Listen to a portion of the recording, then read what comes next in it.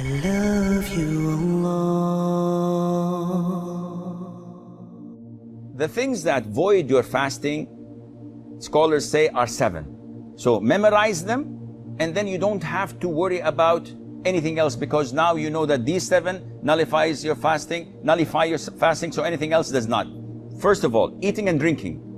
So eating and drinking, anything that goes into your stomach, through the mouth or through the nose, then this nullifies your fasting. Even if you swallow a stone, it nullifies your fasting.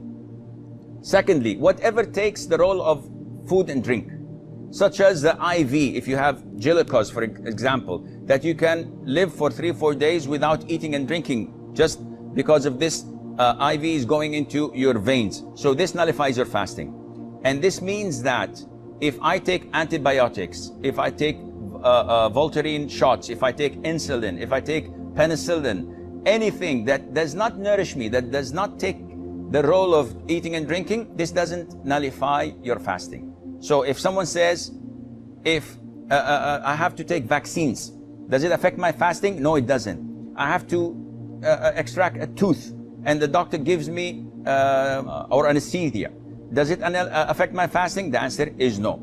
Thirdly, vomiting intentionally.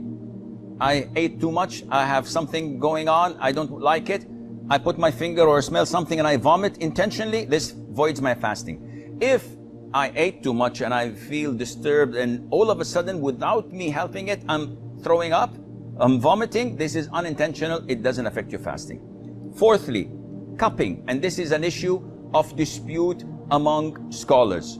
So the most authentic opinion, it's safer not to cup while fasting. Cupping is having scratches and slashes on the back of your neck or on your shoulders, and then extracting the rotten blood. And it's a form of healing and medication. It is good. The Prophet encouraged it, alayhi salam. But during fasting, refrain from it, because it's an issue of dispute.